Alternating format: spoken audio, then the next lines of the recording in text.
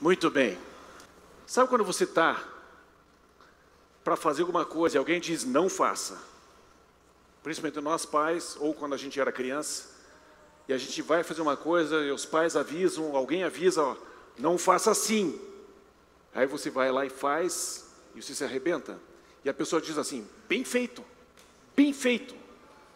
Quantas vezes você já se machucou, você fez alguma coisa que te avisaram para não fazer, e aí você escutou essa frase, ou bem feito, ou eu te disse. Acho que todos nós já experimentamos e entramos em situações como essa. E às vezes a gente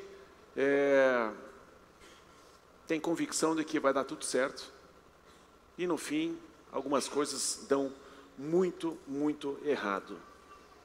E eu gostaria que vocês me acompanhassem na leitura. Ô, Junão, obrigado, hein? Excuse-me. Que vocês me acompanhassem em algumas leituras. Mas eu lembrei de algo. Só para vocês saberem, né? Eu estou há 3 semanas ausente aqui esse mês, porque a gente começou uma igreja lá em Camboriú. E temos um local fixo agora, e o pessoal deve estar lá, já são 7 horas, estão lá reunidos hoje. E temos tido uma experiência bem agradável.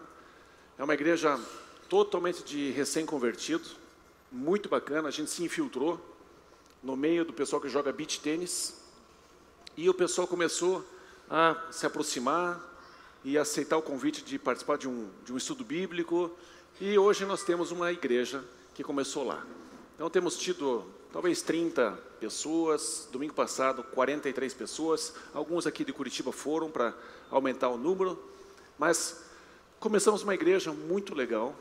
E quando você estiver ali por Itajaí, Itapema, Pissarras, Camboriú, você já sabe que pode passar lá no domingo, às 19 horas, para você conhecer essa igreja e apoiar essa igreja lá, ok? Então, está aí feito o lembrete e a explicação do porquê que eu estive fora nesse início de começar uma igreja lá. Então, de vez em quando eu não vou estar aqui, vou estar apoiando lá e vice-versa. Tá joia? Mas deixa eu ler para você algo que Deus colocou no meu coração. E está escrito em Lucas 13, versículos 1 a 9. E essa história é muito interessante, porque a gente tem a tendência de achar que as coisas que acontecem conosco ou com os outros é consequência de alguma coisa que a pessoa fez. Vocês já escutaram aquela história pecadinho e pecadão? Para Deus não tem pecadinho e pecadão, mas tem sim. Todo erro que a gente comete tem um nível de consequência, não é verdade?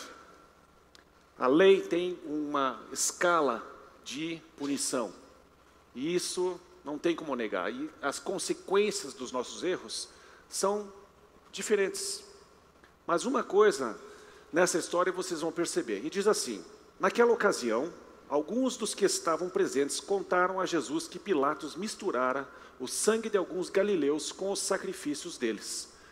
Jesus respondeu: vocês pensam que esses galileus eram mais pecadores que todos os outros por terem sofrido dessa maneira? Eu digo que não. Mas se não se arrependerem, todos vocês também perecerão. Ou vocês pensam que aqueles 18 que morreram quando caiu sobre eles a torre de Siloé eram mais culpados do que todos os outros habitantes de Jerusalém? Eu digo que não. Mas se não se arrependerem, todos vocês também perecerão. Então contou esta parábola. E aí eu vou dar uma pausa aqui. Existe uma sabedoria comum ou um pensamento comum que corre dentro da raça humana que diz que o cara passou por isso, se safou daquilo, mas caiu naquele buraco lá. Bem feito. Bem feito. Aconteceu e ele recebeu aquilo que ele merecia. E às vezes a gente acha que algumas coisas que acontecem conosco são consequências simplesmente de Deus estar nos punindo. Deus está simplesmente trazendo a justiça ou a ira dele sobre nós. E na verdade, são coisas que acontecem na vida. E é muito importante você não pensar que você está sendo perseguido por Deus como um míssil teleguiado, esperando que você finalmente faça uma bobagem, cometa um deslize e Deus possa finalmente justificar a ira dele.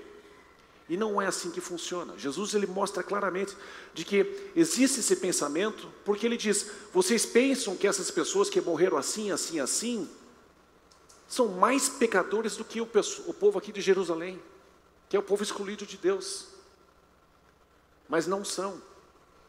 E eu digo para vocês, se vocês não se arrependerem, agora eu falo isso para mim, se vocês não se arrependerem, vocês também perecerão. E Jesus, só Ele pode falar uma coisa dessa, porque se eu chegasse para você e qualquer um de nós falássemos assim, nós ficaríamos um pouco, né? Que é isso? Quem é você para falar isso? Mas Jesus pode falar. E existia e existe esse pensamento em nosso meio hoje. E nós pensamos que Deus está só procurando uma oportunidade para fuzilar você e eu. E Jesus, então, Ele traz uma história para nos ensinar o que realmente é importante, como que realmente Deus trabalha, como é que Deus pensa. Deus, sim, Ele leva a sério o nosso comportamento, a terra toda é dEle. Você nasceu porque Ele quis, você não nasceu por acaso, esse planeta não existe por acaso, pertence a alguém. E Jesus disse o seguinte, através de uma historinha, através de uma parábola. Um homem tinha uma figueira plantada em sua vinha. Foi procurar fruto nela e não achou nenhum. Por isso disse ao que cuidava da vinha, faz 3 anos que venho procurar fruto nessa figueira e não acho. Corte-a, por que deixá-la inutilizar a terra? Respondeu o homem, Senhor, deixe-a por mais 1 ano e eu cavarei ao redor dela e a adubarei. Se der fruto no ano que vem, muito bem. Se não, corte. E Jesus, ele traz o seguinte pensamento. É muito importante que a gente não fique pensando nas coisas erradas que talvez a gente esteja fazendo. Não que a gente não deva pensar, mas o nosso foco é em dar fruto. E não ficar pensando aonde que o meu amigo, o meu inimigo está errando. Aonde que essas pessoas estão falhando, porque era assim que eles estavam fazendo. A notícia saiu, caiu uma torre em cima de 18 pessoas. Com certeza num bando de bandido.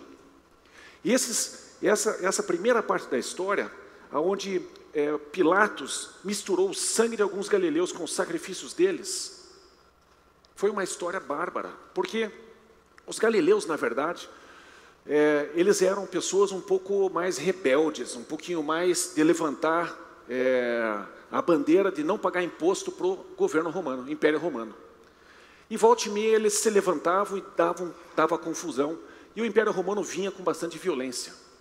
E certa vez, provavelmente Judas, um outro Judas, não o Judas Iscariotes que traiu Jesus, mas um outro Judas estava liderando esse grupo. E era um grupo de pessoas que estavam seguindo esse líder, que era um agitador das multidões, para não pagar imposto para o Império Romano. E esses judeus, então, foram até o templo de Israel, o templo ali em Jerusalém, e eles foram levar o seu sacrifício, porque os judeus naquela época sacrificavam os animais para oferecer um holocausto para Deus, e confessar os seus pecados, enfim, por diversos motivos. E nesse momento, Pilatos, de uma maneira muito traiçoeira, ou escondida, na surdina, ele entrou e matou esses galileus, que eram provavelmente baderneiros, pessoas que levantavam uma agitação contra pagar os impostos para o Império Romano.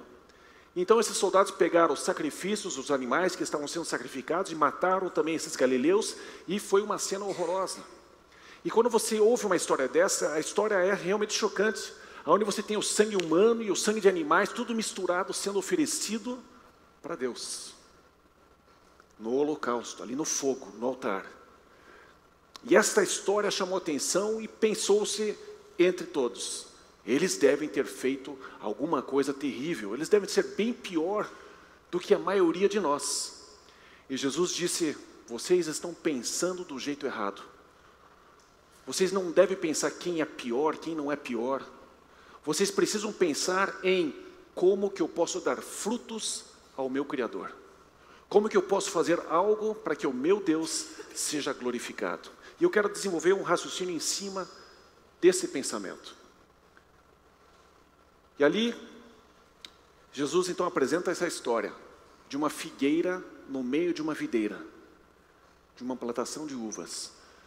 Tinha lá uma figueira, e aí o dono vai lá para pegar fruto. Deus vem até a figueira para procurar fruto. Deus vem até você e eu para procurar frutos. E a gente fica pensando, que tipo de fruto que Deus procura na minha vida?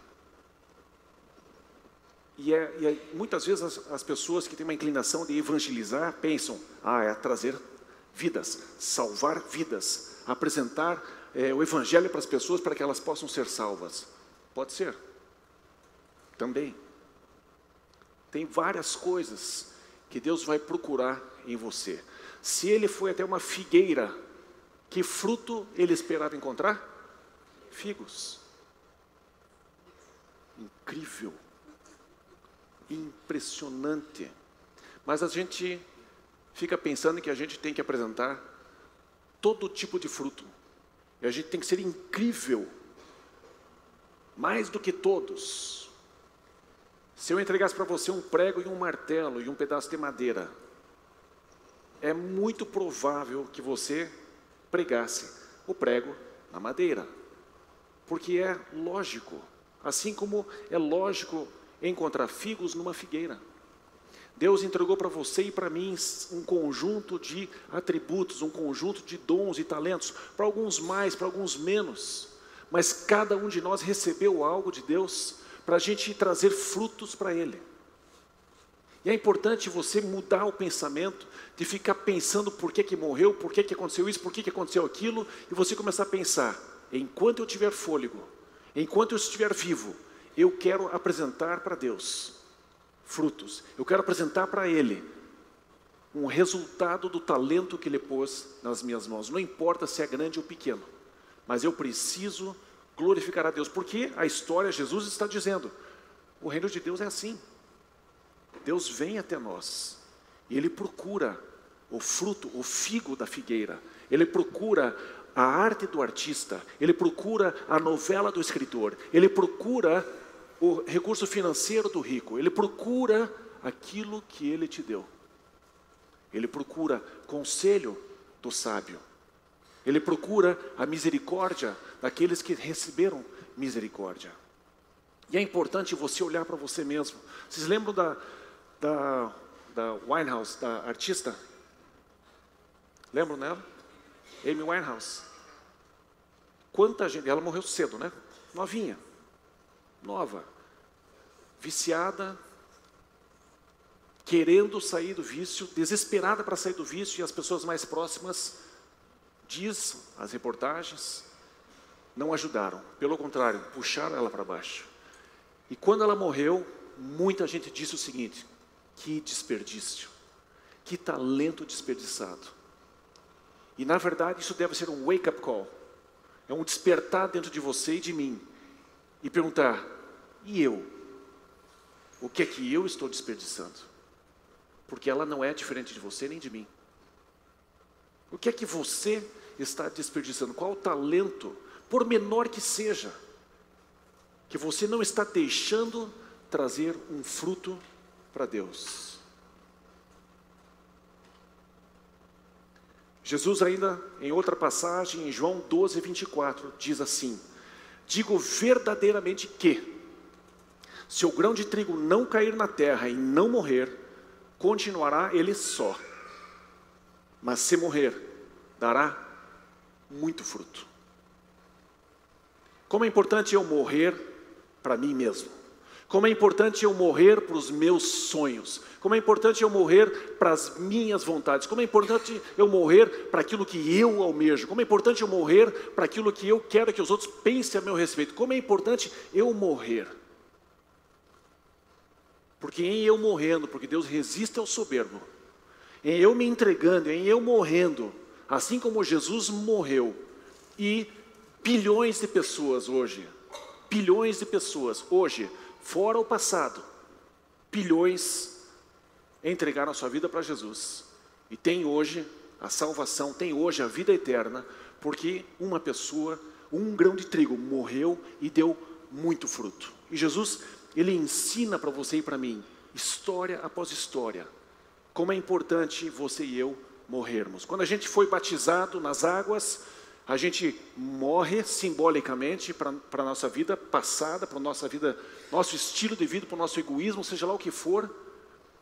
E a gente ressuscita para uma nova vida, para viver por Jesus, em Jesus, para Ele, através dEle. É importante você perceber que o reino de Deus, ele gira em torno, não fica pensando que tipo de pecado, que tipo de consequência, que tipo disso. Jesus já pagou por tudo isso. Agora é a hora da gente se esforçar e nos concentrarmos naquilo que a mensagem de Jesus traz, que é uma mensagem de esperança, uma mensagem de sacudir quem nós somos. E de dizer, eu quero o fruto do talento que eu fiz chegar até você. Nenhum de nós, antes de nascer, disse, bom, eu quero ser assim, eu quero ser 1,70 m, com olhos esmeralda, com 13 bilhões na conta, e eu quero ser um filântropo. Ninguém de nós conseguiu nem sequer desejar nascer. A gente simplesmente não existia. Nós não temos mérito algum de ser quem nós somos. Nós temos sim a responsabilidade de fazer com que venha à tona quem nós somos. Nós precisamos pensar nos talentos, nos dons, naquilo que Ele colocou em nós, sem que a gente merecesse, sem que a gente tivesse trabalhado por isso. Deus fez com que isso chegasse até você de uma maneira gratuita. Mas você e eu somos devedores sim a Ele, porque Jesus ensina em diversas parábolas, em diversas histórias, que a gente precisa morrer para a gente mesmo, e a gente precisa viver por Ele. E a gente precisa apresentar frutos que são alinhadas com aquilo que nós somos. Deus não vai pegar figo da videira, não vai pegar uva da figueira. Ele vai buscar o fruto que você pode dar. E Ele vem buscar. E Ele vem cutucar você. E Ele coloca você numa igreja para que a igreja possa adubar a sua volta. Porque ano após ano, dia após dia, periodicamente, é isso que Ele quer dizer, periodicamente, Deus vem até nós para... que figo gostoso. Cadê o figo? Cadê o fruto? Deus não quer isso, gente. E eu posso falar isso tranquilamente para você, porque não sou eu que estou falando. Jesus traz essa história. E Jesus digo verdadeiramente, presta atenção no que eu digo. Se o grão de trigo não morrer, não cair na terra e morrer, ele vai ficar sozinho. A gente morre, e a gente não leva nada, e simplesmente a nossa vida sobre a terra foi infrutífera. Agora eu te digo uma coisa, quando você começa a pensar sobre uma árvore, sobre uma videira, uma figueira, ela não se esforça em fazer um figo nascer. Ela não faz isso. O que uma figueira faz, uma videira faz, é se esforçar para procurar água e procurar a luz do sol. As raízes dessas árvores se desviam de rochas e procuram os espaços mais apertados que existam, para ela poder ir em direção até a água. Os galhos vão até os lugares mais longínquos possíveis para alcançar a luz do sol. E é assim que você e eu temos que fazer. A gente precisa se aproximar de Deus e se aproximar com sede da água que Ele tem, a sede da palavra que Ele tem. E eu sei que a gente tem um monte de coisas na Bíblia que a gente acha que é um absurdo acreditar. Mas, gente, é impossível viver com Deus sem acreditar no impossível. O próprio fato de você pensar em Deus existir exige fé. E se você deu um passo em direção a Deus, você precisa continuar dando passos em direção a crer naquilo que está escrito. Como eu já disse uma vez, se por acaso você acha difícil acreditar que Jonas foi engolido por uma baleia ou por um grande peixe, eu te pergunto, você seria capaz de acreditar que Jonas engoliu um grande peixe? Se estivesse escrito? Porque as coisas que estão escritas aqui são loucura para a razão humana. E Deus faz assim de propósito, para fazer com que aqueles que se acham sábios sejam considerados loucos aos olhos de Deus. É necessário você abrir mão daquilo que você acha que é 100% verdade. Você precisa estar disposto a ouvir as loucuras do reino de Deus, para você se relacionar com Ele. É necessário você confiar no que Ele disse. Mas a opção é sua, a opção é minha, de caminhar nessa direção. Mas eu digo para você, o fruto do talento que Deus te deu, para Ele vir comer, você vai precisar fazer com que as suas raízes busquem pela palavra dEle. Se é de madrugada, se é de noite antes de dormir, você precisa se esforçar em entrar em contato com a palavra de Deus. Da mesma forma, a revelação que vem do alto, o sol, as árvores, os galhos buscam pela luz.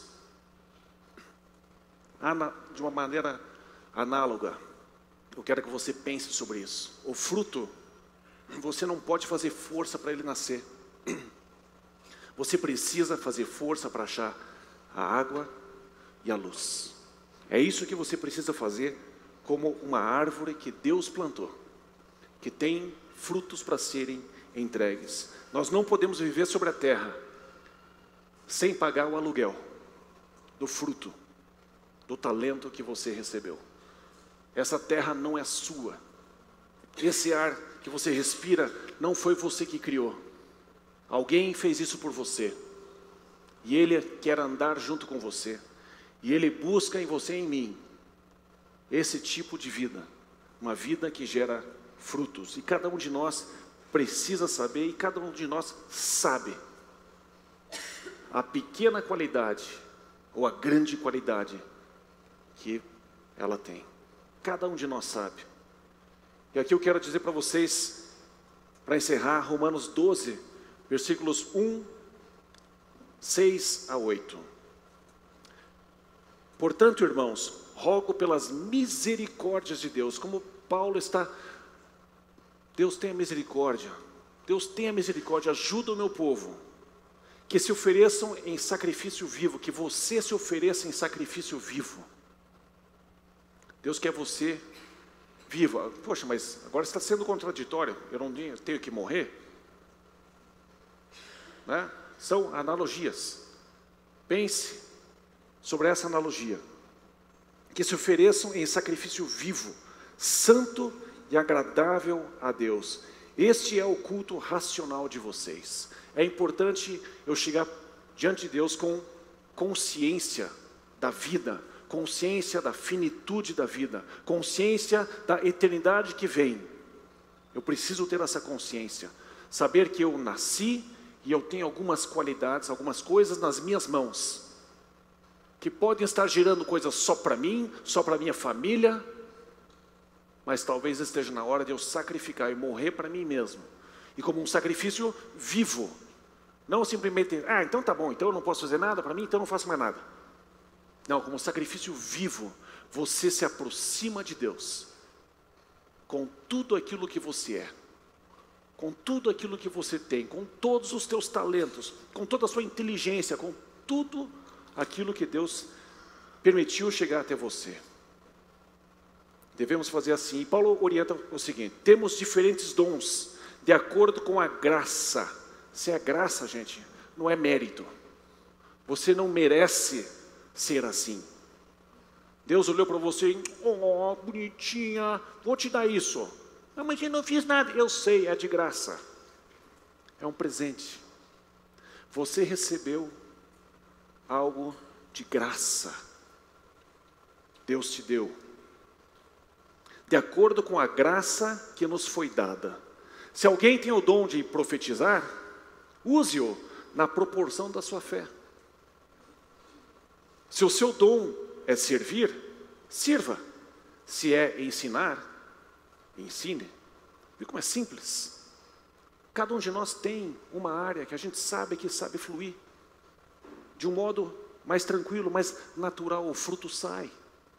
Alguém aborda você, sai misericórdia, sai um ensinamento, sai um recurso financeiro, sai um tapinha nas costas, sai um sorriso. Naturalmente sai. Sai uma disciplina, que às vezes também é importante. Se é dar ânimo, que assim faça. Se é contribuir, que contribua generosamente. Não assim, vou dar 5 só. Vai dar gordo. Quem tem esse dom, gente, chega no restaurante e a gorjeta é 10%, o cara dá 12%, dá 15%, dá 20%. O cara dá. E ainda olha nos olhos do garçom, da garçonete e fala: Deus te abençoe. Gente, use o dom que Deus te deu. Seja generoso. Não seja mesquinho. Contribua generosamente. Se é exercer liderança, que a exerça com zelo. Se é mostrar misericórdia, que o faça com alegria. Eu vou ter que aguentar de novo você fazendo esse negócio errado. Não, faça com alegria. Puxa a pessoa, ajude a pessoa. Se esse é o teu dom, nem todo mundo tem esse dom. Mas alguns de nós temos. E Deus vai chegar em você e vai procurar esse figo. Porque é você que tem isso. Não adianta você olhar para o outro e esperar que o outro faça aquilo que está em você. Não adianta esperar de mim que eu faça um monte de coisas. Porque eu não tenho todos os dons.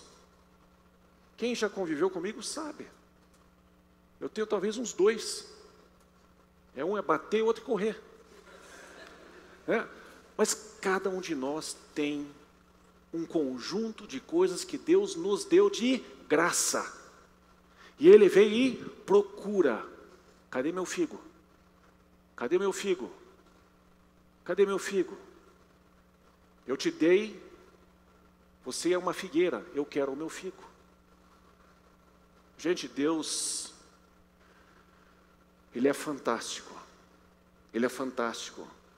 Mas se você e eu somos o que somos, e colocamos um dinheiro no banco, ou aplicamos o nosso dinheiro em alguma coisa, e essa instituição não nos dá aquilo que prometeu, mas tu fica macho. Aí Deus fica macho, Deus sabia que Ele era brabo. Não, a gente pode, Deus não pode. Deus tem que ser o tonto poderoso, não todo poderoso. Então nós temos que pensar um pouquinho. Fomos criados à imagem e semelhança de Deus.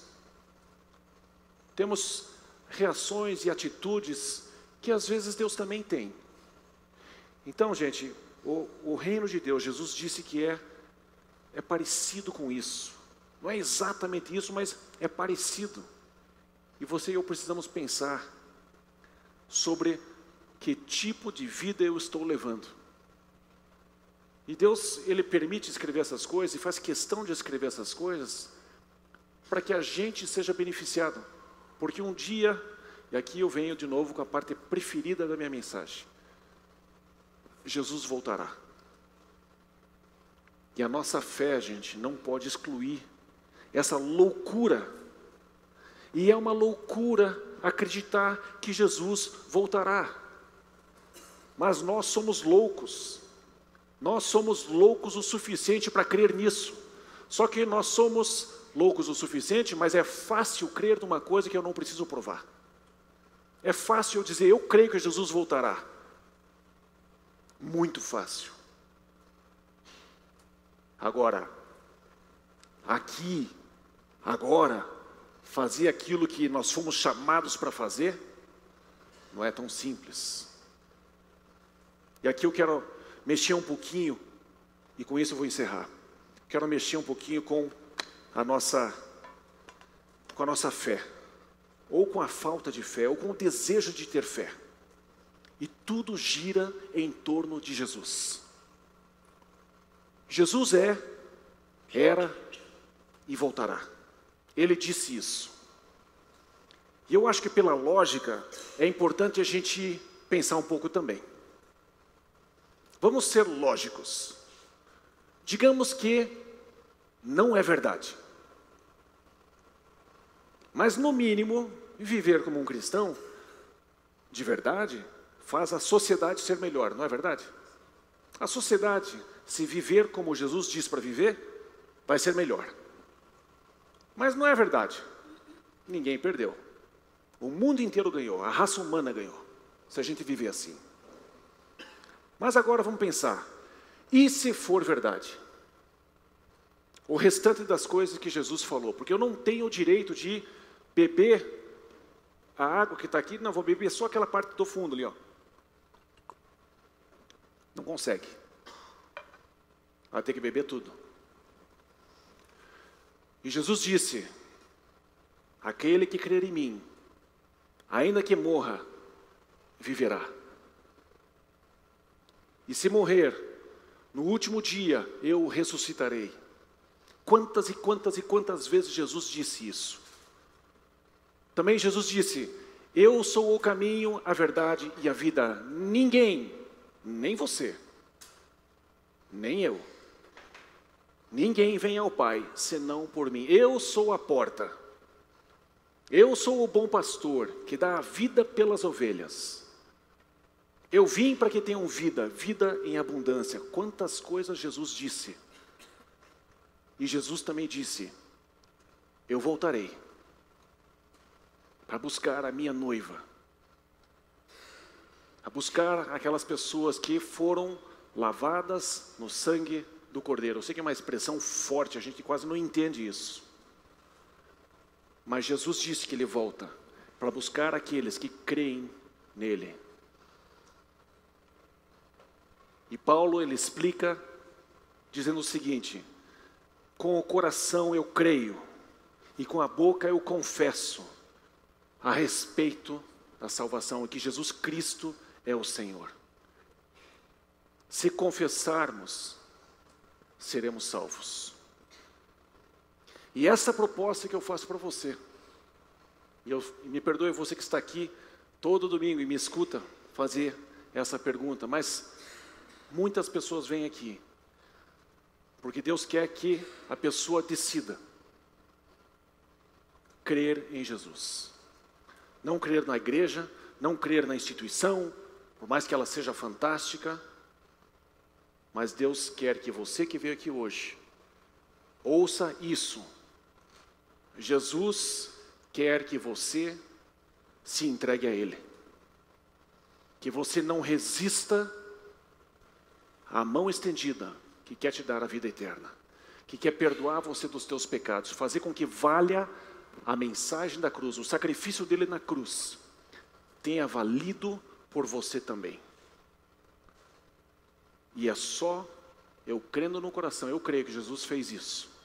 Eu creio, 2018, depois de Cristo, eu creio nisso. Eu creio que Deus veio sobre a terra, creio. Eu creio que Ele morreu, eu não entendo muito bem, mas eu creio que Ele morreu por mim. Porque eu tenho pecados, eu já menti, eu já roubei, já matei, já adulterei, já fiz isso, já fiz aquilo. Eu sou pecador. Eu creio que Jesus morreu por mim, no meu lugar. Eu creio que Jesus ressuscitou e está à direita do Pai. Ele está vivo. Se você crê no coração, hoje eu vou te dar a oportunidade de você confessar com a sua boca. Porque os céus estão abertos e Jesus se levanta e Ele olha e esperando, procurando por toda a terra. E hoje é um dia especial, domingo, ao redor do mundo.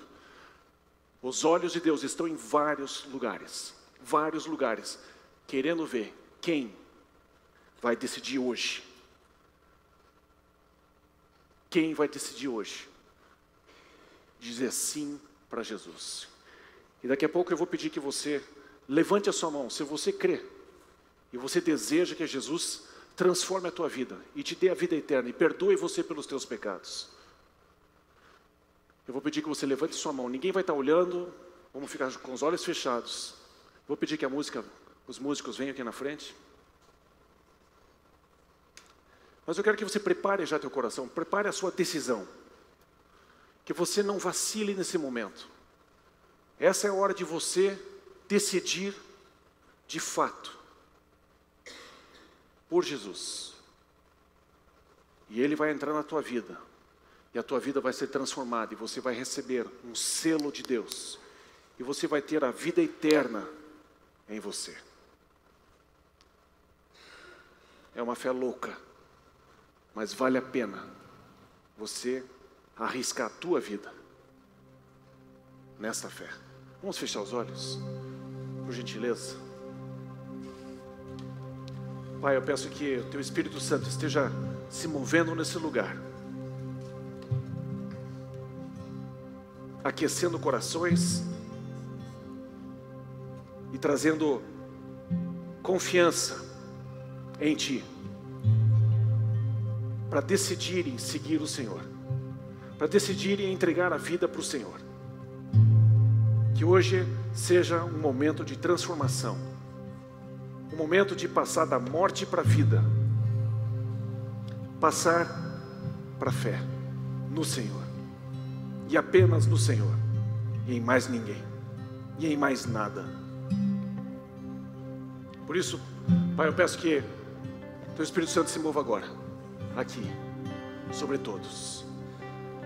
E eu pergunto para você que está aqui hoje, pela primeira vez ou pela 50ª vez, você deseja entregar a sua vida para Jesus hoje? Faça um sinal com a sua mão brevemente, só eu estou olhando para você.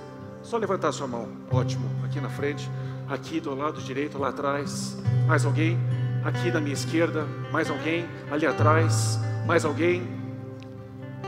Os olhos do Senhor estão sobre você. Pode baixar sua mão.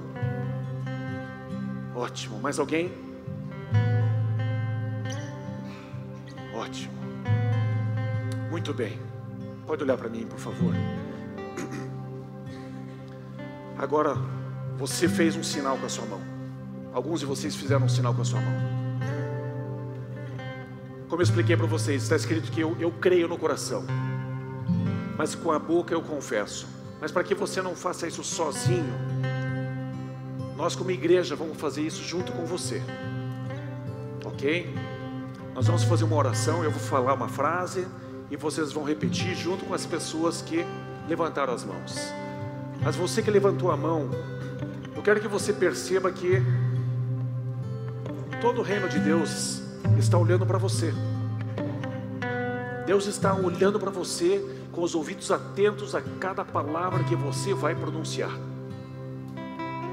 Deus leva a sério esse momento. Esse é o momento mais importante da sua vida, porque você está falando com um Deus Criador, Deus Todo-Poderoso, e Ele vai marcar você com o Espírito dEle, e você pertencerá a Ele para sempre, e uma nova vida vai começar com você. Então, se você levantou sua mão, não se acanhe agora, não dê um passo atrás, continue nessa intensidade. Eu gostaria que a igreja toda ficasse em pé.